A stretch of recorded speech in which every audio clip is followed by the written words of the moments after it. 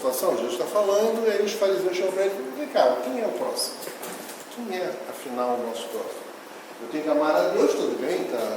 Todas as religiões falam isso, mas eu vou amar ao próximo como a mim mesmo? Como é que é isso? Então vamos guardar essa informação, né? Amar ao próximo, discutir essa questão do próximo.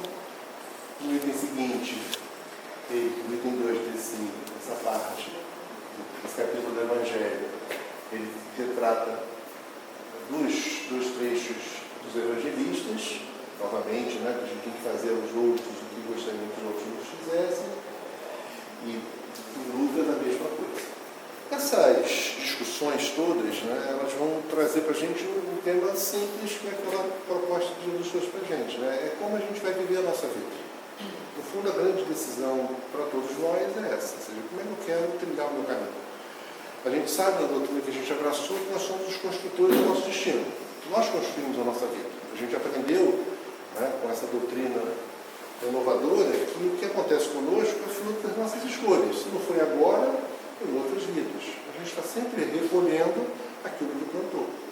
Então, quando Jesus fala dessa proposta de você tratar aos outros, de você se portar de maneira a ser o elemento transformador de uma realidade complicada, difícil, que vigia na época, continua acontecendo agora, ele está falando justamente desse processo de você tomar as rédeas da vida e decidir corretamente na construção de um mundo melhor. E nisso ele faz, né, o jogo das palavras, levando a gente para dois grandes temas. Então, esse capítulo fala de dois grandes temas, que é a questão da caridade e a questão do perdão. O perdão não deixa de ser um tipo de caridade, né? Com a gente e com os outros. E quando a gente perdoa, a gente se liberta. E quando a gente não perdoa, a gente fica preso. A gente sabe, né, que toda a questão do perdão está relacionada com a própria libertação espiritual. Estar encarnado ou não estar encarnado não faz diferença alguma nessa questão do perdão. Se eu estou encarnado e não perdoo, eu carrego uma mágoa que se eu estiver desencarnado e não perdoar, também carrego. Porque a questão do perdão está relacionada com a escolha da alma, do espírito. O espírito é que toma essa decisão. E aí Jesus joga com essas duas questões, Kardec aproveita nesse capítulo para falar disso, ele joga essas duas questões e traz duas histórias, que é o que a gente vai conversar aqui. Essas duas histórias, elas estão relacionadas na nossa doutrina, nessa máxima que a gente repete tantas vezes, que fora na caridade da salvação. Ou seja, se eu não perdoo, né, eu não estou sendo caridoso também. Né? Porque se eu tomo como medida importante na minha vida a libertação, o amadurecimento espiritual, se esse é um valor para mim, eu preciso mudar a forma como eu estou construindo a minha vida. Essa doutrina que a gente escolheu, ela é muito clara, muito objetiva nessas questões. Ninguém vai conseguir evoluir por mim. Eu tenho que tomar essa decisão. Se eu pretendo amadurecer, eu tenho que construir em mim um processo renovador. Eu tenho que construir, a partir das minhas escolhas, um caminho diferente. A gente aprende nela que se eu fizer o mesmo caminho, eu vou chegar no mesmo lugar. Então eu preciso fazer um caminho novo. E a proposta das parábolas de Jesus é justamente construir esse caminho novo. E aí a gente vai fazer hoje, o que a gente vai fazer hoje aqui é conversar sobre duas histórias. Duas belas histórias que Jesus trouxe para a gente e que estão retratadas nesse capítulo. Né? O item 3 do capítulo, ele traz a parábola dos credores e devedores, ou do credor incompassivo, dependendo da versão do Evangelho, do Novo Testamento que a gente escolha ler. Né? E a conhecida parábola do bom samaritano, onde Jesus vai explicar para a gente qual é a visão do próximo. Então, para discutir esses 4 itens desse capítulo, a gente vai aproveitar para falar de caridade e perdão, que é o objetivo de Kardec nesse item, e recorrer a duas parábolas de Jesus. Bom, por que Jesus falava por parábolas? Em vários momentos Jesus utiliza esse recurso. Né? Isso tem um objetivo bem simples. Né? A gente gosta de histórias. Todo mundo gosta de uma história, uma bela história. Você não gosta de uma história? A história empolga, a gente gosta, né? Ela traz uma mensagem clara, objetiva, direta. O grau de conhecimento das pessoas na época não era muito elevado, então as histórias eram bem adequadas para isso. E as histórias têm uma outra vantagem. O porque elas vão se tornando cada vez mais interessantes na medida que você amadurece. As parábolas de Jesus, elas permitem isso. Quanto mais você compreende a vida, mais elas adquirem um sentido mais amplo. Então, ler as parábolas de Jesus com a visão espírita, permite que a gente consiga enxergar muito mais. Então, por isso Jesus fazia isso. Ou seja, era uma história que chamava atenção, empolgava, atendia aquele momento, aquelas pessoas que estavam naquela situação, e permitia aos iniciados, os seus discípulos, o pessoal mais próximo, enxergar um sentido mais profundo. Então, ele conseguia fazer as duas coisas. E, desse modo, legar para aqueles que viriam depois a possibilidade de enxergar coisas além de simplesmente uma história. Não é uma mera história, mas traz por dentro símbolos que vão ajudar a gente a enxergar a vida melhor. Essa visão, né, que a gente pode, nós todos aqui podemos desenvolver à luz da doutrina espírita, vai permitindo que a gente consiga enxergar um Jesus cada vez maior, um Jesus cada vez mais renovador, transformador. Né? Jesus faz essa ruptura, né? Em vários momentos ele faz uma ruptura do conhecimento ocidental. Ele faz com que haja toda uma nova postura. Ou seja, até Jesus, embora Moisés tenha construído a ideia do Deus único, né? Até Jesus era um Deus a ser temido, né? Um Deus que tinha o poder de destruir, a gente tinha que agradar a Deus, que senão Deus torcia o pescoço da gente. Né? Com Jesus há uma ruptura grande, né? Porque Deus passa a ser amor, Deus passa a ser Pai, a visão de Deus passa a ser o Pai. Né? Com a doutrina espírita, a ruptura é ainda maior. Né? Essa é conversa para outro dia. Então, Jesus usava parábolas em vários momentos. Né? Tem dezenas de parábolas espalhadas nos 4 evangelhos. E essas parábolas, cada uma delas tem objetivos diferentes. No caso, Kardec aborda 2 trechos que estão relacionados com o amar ao próximo, divididos na caridade e na necessidade do perdão. De como o perdão ele é importante e como a gente tem que assumir uma postura, né, diante da vida, de enxergar as dificuldades, as limitações dos outros, assim como a gente gostaria que olhassem as nossas limitações e entendessem quando a gente erra também. Porque a gente erra, né? De vez em quando a gente erra. A palavra ela vai se tornando mais abrangente, né? Falei isso. Então, quando você senta com os discípulos, né? Quando Jesus sentava com os discípulos, ele conseguia ir detalhando cada parábola. No Evangelho, depois não vou falar disso hoje, mas quem tiver curiosidade depois, vai enxergar no próprio Novo Testamento, uma das parábolas ficou registrado, não só a parábola em si, mas as explicações de Jesus, que é a parábola do semeador. Você vai lá no Evangelho, você vai ver tanto a Jesus contando a parábola, como depois Jesus sentado com os discípulos, explicando o que significa cada pedaço dessa parábola. Eu vou fazer a explicação, não dessa parábola, mas das outras duas, como algo, né, perto, claro, distante, mas algo tentando fazer como Jesus fazia, né? Tentando detalhar o sentido da parábola, onde ele queria chegar, pelo menos no nível que a gente está hoje, e quanto mais a gente evoluir, mais, sem dúvida, a gente vai conseguir enxergar em cada pedaço da parábola o objetivo maior da mensagem de Jesus. Esse processo, né, na verdade, da parábola, ele tem como objetivo convidar a gente para uma análise do nosso mundo interior. Né? Ou seja, ela tenta fazer com que a gente reavalie os nossos valores. Então, quando a gente falar da parábola do credor incompassivo, a gente vai estar questionando esse aspecto, né, da vida que é a nossa posição diante do perdão. O que Jesus faz é isso. Ou seja, a gente espera ser perdoado quando a gente erra. A gente perdoa quando a gente é o ofendido. E ele faz isso com a parábola. Ele joga o conceito de modo que a gente possa refletir em nós cada um dos conceitos. Quando fala da caridade, né, na parábola do bom samaritano, ele tenta fazer com que a gente reflita sobre qual é o nosso papel, ou seja, como a gente vive hoje, que escolha a gente faz diante do processo de ajudar as pessoas, ou o contrário, né? Ou seja, quando você se vê na posição de ser ajudado. Porque a vida é assim, né? A gente aprendeu já que ao longo das nossas encarnações, essas posições mudam. Ora você pode ajudar, ora você tem que ser ajudado, assim que vai, né? E quanto mais a gente constrói laços fraternos, a gente vai tendo mais facilidade de caminhar. A parábola dos credores e devedores, do credor incompassivo, né? Vamos lembrar, né?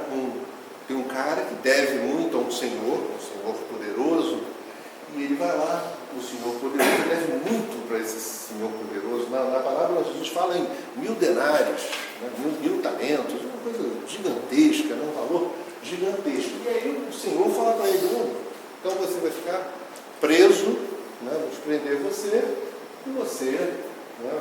Enquanto não tiver condição de pagar, vai bufar na prisão, vai passar por situação muito difícil. E ele começou a pedir misericórdia para o Senhor. Senhor, eu preciso, minha família precisa de mim, todo mundo precisa de mim, eu preciso, né, de condições até para poder pagar, eu preciso, né, do seu perdão, me dá essa chance. E o Senhor, misericordioso, falou, tá bom, vai lá, segue sua vida e depois você volta aqui para conversar comigo. E ele saiu, todo satisfeito. Logo que ele sai, ele encontra um cara que deve. O cara deve uma mixaria para ele. E aí o cara, né, diz para ele, não tenho condição de te pagar, eu não tenho recurso nenhum. O mesmo discurso que ele falou para o Senhor, o cara fala para ele. E aí vai chegando o cara, diz, não, vai me pagar, vou arrastar você para a prisão, você vai ficar preso até o dia que você conseguir me pagar, você vai penar na minha mão e vai ter que pagar. O Senhor lá vai saber, né, o que ele fez, e aí vai aplicar para ele aquilo que ele quer fazer com o pobre que deve uma mixariazinha para ele. Essa é a história que Jesus conta para a gente. Ou seja, o moço lá deve ao Senhor, deve muito ao Senhor e pede misericórdia para o Senhor. Mas quando ele se vê diante do cara que deve uma ninharia para ele não quer usar da misericórdia. O que essa parábola quer dizer para a gente? Né? A gente pode interpretar de várias formas. Né? Essa é a beleza da parábola. Né? Você pode interpretar de vários jeitos. Em vários momentos da sua vida, quando você vai lendo a parábola, à medida que você vai amadurecendo, você vai tendo visões mais amplas. Isso é bacana. O que eu diria para vocês, já como eu interpreto a parábola, né?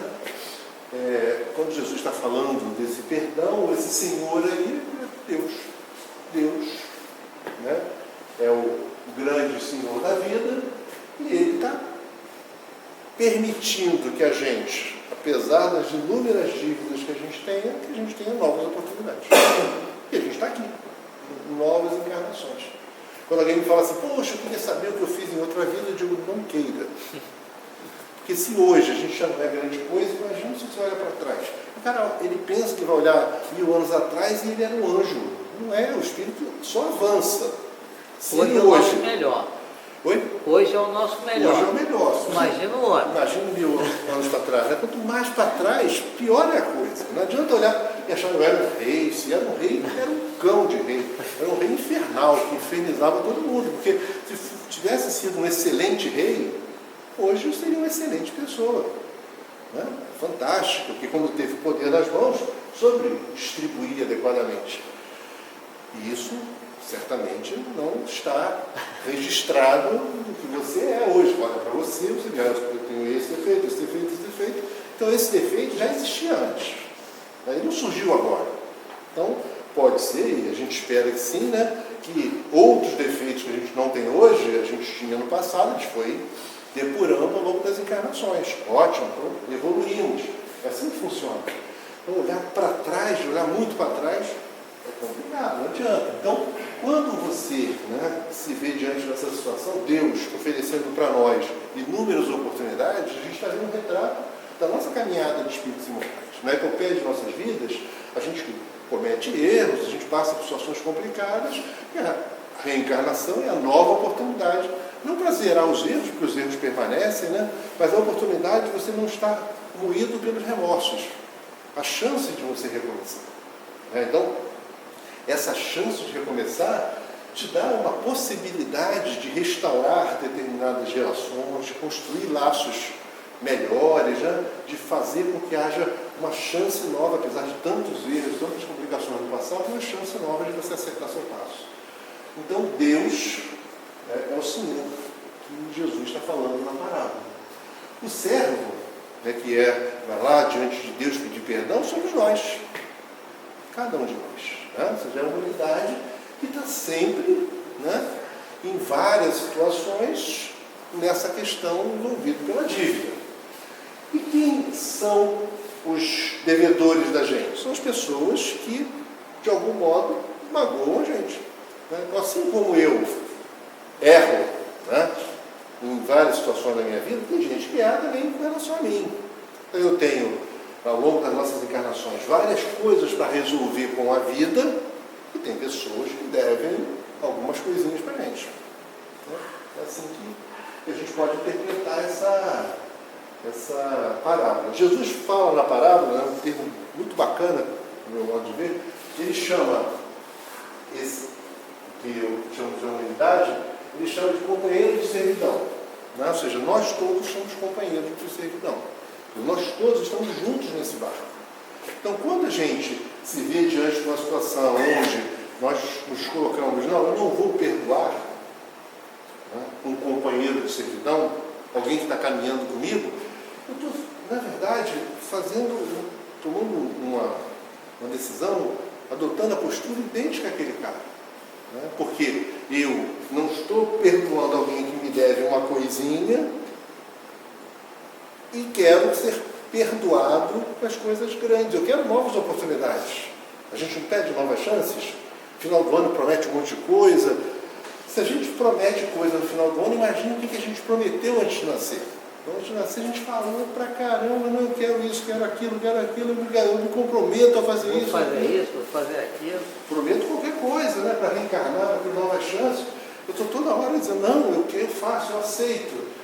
E aí, quando me vejo numa situação onde um companheiro de servidão, alguém que está caminhando comigo, né, seja marido, esposa, filho, conhecido, amigo, companheiro da casa espírita, e eu digo, não perdoo, né, estou tomando um caminho muito complicado. E esse caminho complicado vai levar, sem dúvida, à necessidade de restauração posterior. Porque o caminho, né, que essa parábola mostra para a gente, é que a gente precisa se libertar das mágoas e dos preconceitos, das dores que a gente mesmo constrói para a gente. A gente sabe que todas as vezes a gente deita e dorme, a gente sai do corpo, né? Às vezes está tão pesado que fica ali dentro do quarto, rodando para um lado para o outro. Não se espera isso, né? Espera que a gente saia do corpo e vá trabalhar em alguma coisa, vai aprender, vai aproveitar essas horas de sono para amadurecer como espírito mortal que somos, né? A própria casa espírita funciona, né, na madrugada, direto, com muitas oportunidades de trabalho para a gente, atendimentos espirituais, enfim, vários movimentos acontecem e a gente pode fazer parte disso, deve fazer parte disso. E se eu guardo mágoas, eu fico preso. O cara que está com raiva do outro vai sair do corpo e vai querer enforcar ele no mundo espiritual, né? Ou ser enforcado, né? Porque se a gente fica na mesma sintonia, um enforcando o outro. Aí passa a noite infernal e acorda, né, mais cansado do que quando foi deitado. O que mais a palavra nos diz? Ele fala, poxa, eu vou fazer o seguinte, né, quando ele pega o pobre lá que estava devendo ele, eu vou colocar você na prisão até que você me pagar o que deve. Né, o que mostra a grande coerência daqueles que não perdoam. Porque se você colocar o cara preso na prisão, ele nunca vai te pagar. E como é que ele vai conseguir os recursos para te pagar? É o caso do processo obsessivo, né? O cara fala assim, o obsessor lá, que tem lá os motivos dele, de ódio ao longo das encarnações, optou por dar vazão a esse ódio, não quis perdoar, tomou essa decisão, o que ele vai fazer? Ele vai dedicar a vida dele para infernizar os outros, outra pessoa. Então ele inferniza aquela pessoa. Ele abre mão da vida dele também. Ele vai sofrer tanto quanto. E como é que ele vai achar que aquilo vai saciar?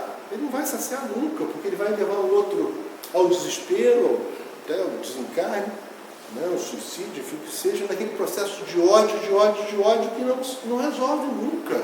Toda vez que acontece isso, não tem como chegar a uma solução. É o caso aqui, ou seja, se eu botar o cara na prisão, ele me paga. Né? Se eu der vazão ao meu ódio, eu não consigo dar paz.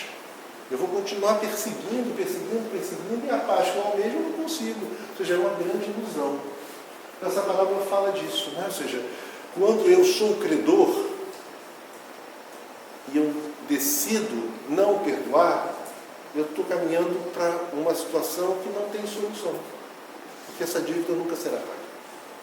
Se eu tomo a decisão de ser um credor, eu vou colocar o cara numa situação onde ele não escapa, mas eu também estou preso a ele.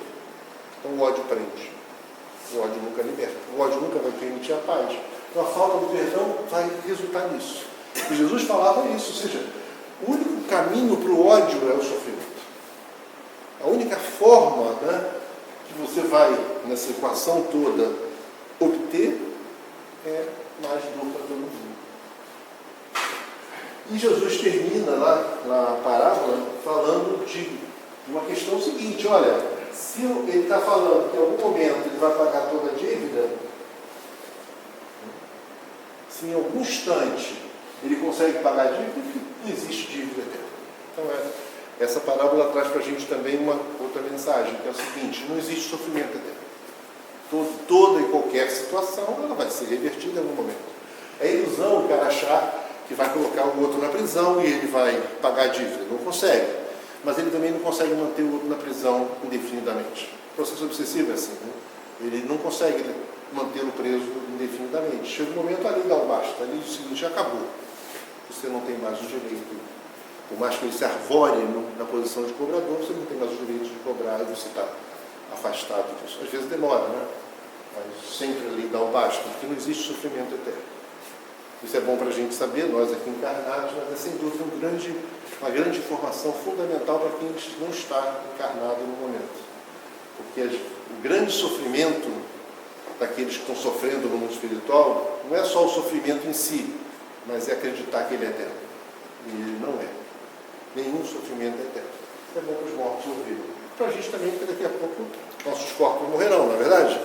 Nenhum de nós está aqui para ficar eternamente encarnado. Né? É um estágio que vai durar mais alguns anos. Daqui a pouco a gente está lá no mundo espiritual, revendo coisas, aprendendo outras coisas novas e se preparando para retornar, porque tem muita coisa para resolver ainda na nossa história de espíritos imortais.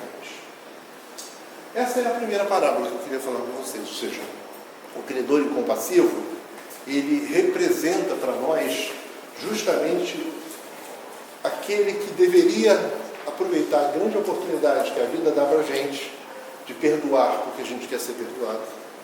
O nosso grande amigo Francisco de Assis falava isso de maneira belíssima, né? Perdoando que você é perdoado. Né? Ou seja, quando a gente consegue realmente se libertar desse processo de cobrar os outros, é que a gente começa a se libertar também das cobranças que os outros poderiam fazer para a gente. Né? Quando a gente consegue finalmente se libertar desse processo, a gente se coloca na posição superior ao outro, achando que o outro tem que sofrer, porque ele de algum modo magoou a mim em algum momento da minha história, seja em outras encarnações ou agora. E aí, quando a gente consegue amadurecer e chegar num ponto onde a gente não se sente mais na posição de cobrar, né? Quando a gente chega nesse estágio, aí a gente conseguiu já amadurecer. Gandhi dizia que esse estágio é um belo estágio, mas o melhor estágio é quando você não se ofende. Você chega ao ponto de nem se ofender, mas você não precisa perdoar porque não foi ofendido. Mas para chegar nesse estágio a gente tem um caminho ainda para percorrer. Mas pelo conhecimento espírita que nós já temos, perdoar é fundamental. Né? Se magoou, está certo, digere aquilo, dissolve isso, e quem adoece é você. Carregando a mágoa, quem fica doente é você. É o cara que toma veneno pensando que o outro vai morrer. Né? Quem morre é ele, a mágoa é isso. Né? A mágoa, você adoece e o outro, muitas vezes, segue o caminho dele e você carregou a mágoa e você adoece, e adoece mesmo, né, fisicamente, a gente sofre as consequências da escolha que a gente fez.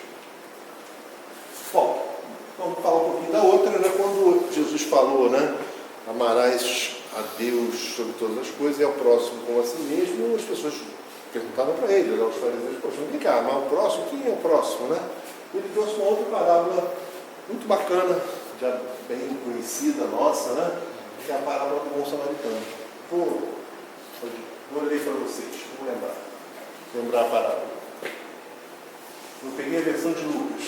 Um homem descia de Jerusalém a Jericó e caiu no meio de assaltantes, que após havê-lo despojado e espancado, foram deixando o serem. Casualmente, descia por esse caminho um sacerdote, viu e passou adiante.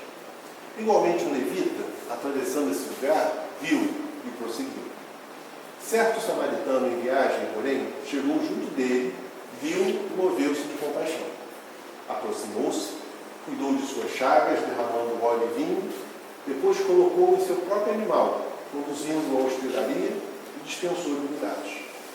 No dia seguinte, tirou 2 denários e deu-os ao hospedeiro, dizendo: cuida dele, porque gastares a mais, e meu regresso te pagarei. Está em Lucas. Todo mundo conhece a parábola, né? Uma bela história. Só a história em si já é muito bela, né? Que mostra como as pessoas assumem posturas diferentes diante de uma pessoa que precisa de ajuda. Então, a pessoa precisa de ajuda, e alguns passam diferentes, outros passam e se condoem da dor e se movimentam para ajudar. Esse negócio de ajudar dá um trabalho enorme. Já perceberam isso, né? André Luiz tem uma frase que eu até coloquei lá no quadro que fica na sala onde eu tento ler um pouquinho lá no Unidade de Amor. Tem um quadro lá, eu botei lá, né? A frase do André Luiz: ninguém acredite que o bem pode ser feito sem esforço. E eu olho para aquela frase toda hora, porque dá muito trabalho esse negócio de ajudar os outros. Já perceberam como é que dá trabalho? É muito trabalho, não é pouco não. Já vou fazer um pouquinho e resolve. Não resolve, tem que fazer. É a vida inteira, né, de trabalho. Não é uma coisa simples não. Ajudar os outros dá muito trabalho. Assim como certamente ajudar a gente também dá muito trabalho. Né? Pensando no esforço dos nossos amigos espirituais para fazer com que a gente acerte o passo, que a gente compreenda a necessidade de tomar determinadas decisões. Vamos tentar analisar a parábola. Primeiro trecho: o homem descia de Jerusalém a Jericó. Então vou falar para vocês a minha interpretação dessa parábola. Tá? Jerusalém é a cidade espiritual. Jericó é a cidade material. Jesus está falando da luta entre os valores espirituais e materiais. E o verbo que ele usa é descia. Eu saio dos valores espirituais em busca dos valores materiais.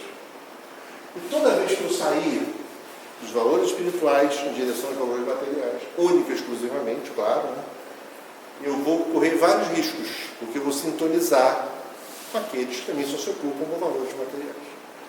Então, quando Jesus fala desse homem somos nós. Nós, na nossa caminhada na vida, tomamos decisões. A gente pode, muitas vezes, tomar a decisão de se distanciar dos valores espirituais, se preocupando só com as questões do mundo. Então, quando nós descemos, a gente sintoniza com espíritos que também estão numa faixa inferior. Isso acontece no nosso dia a dia, né? Aborreça-se, baixe o seu padrão mental. O que acontece imediatamente? Você vai sentir a aproximação de uma fluência espiritual negativa, pesada. A gente sente até o peso nos ombros. Não é? Então, descer, sempre que for acontecer com a gente, né? Toda vez que você descer, você vai ficar à mercê das pressões espirituais.